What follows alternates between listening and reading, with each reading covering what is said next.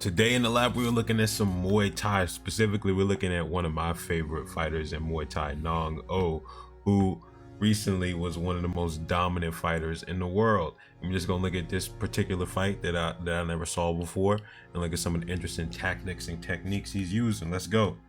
In Muay Thai, there's a lot of different techniques to intercept an opponent making an entry. One thing NONG-O was doing early on was stabbing him to the body with that front kick, that teep, which is quite painful. And it's also helping make distance while it's punishing the entry as well. NONG-O, like most elite fighters, has underrated rhythm understanding.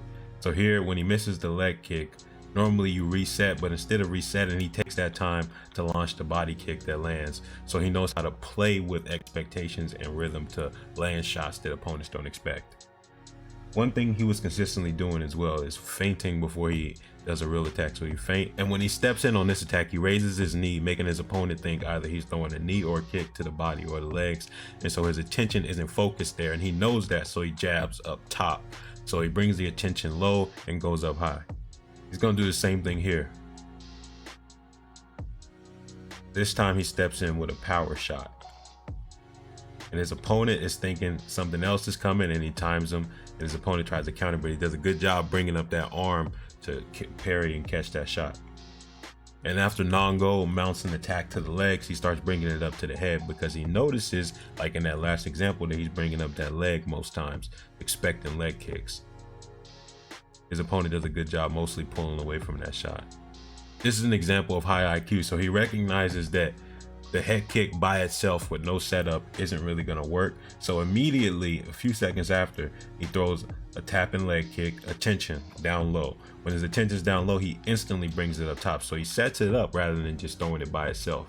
And then he also has great timing to interrupt combinations. So right after getting hit with a leg kick, he interrupts the combination his opponent's gonna throw, and then timing and distance, he finds a way out of there. So the timing of offense and the timing of defense to create that distance at the right time. So he steps in with the jab, closes distance, his guard tightens up, and as his guard tightens up, the elbow comes around where the holes are now opened up in the guard.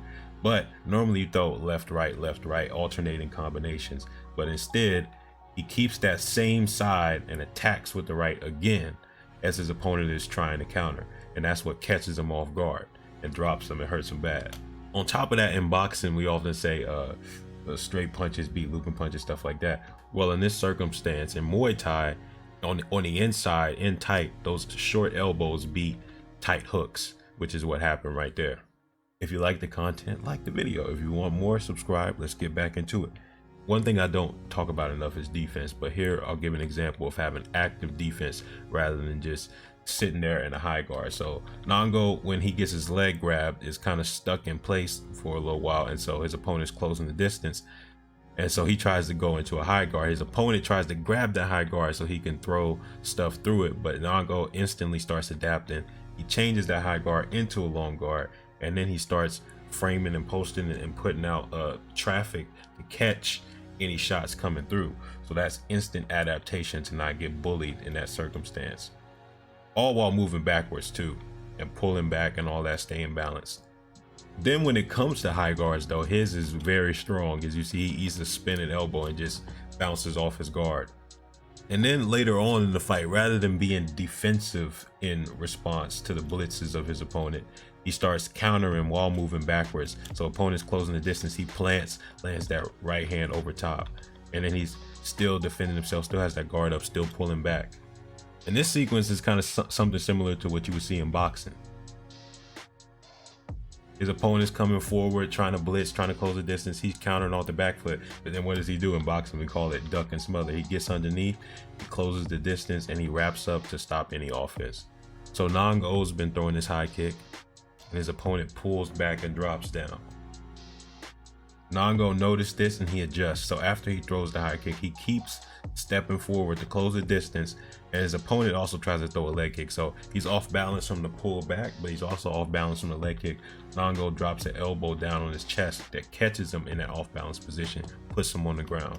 And one thing NONG-O is good at is guard manipulation. So he steps in here, he puts his hands on the guard, not really trying to do anything. He's just trying to bring that guard up, bring that attention up. As he does, his opponent also raises that leg again, and he sweeps out. He really rips out that lead leg. You think he would go after the back leg, but he rips out that lead leg and throws him to the ground, basically sweeps him. There should be an old school boxer video coming next. We'll finish off the NONG-O Masterclass series, then we'll move on to some other stuff. Immortality Serum out.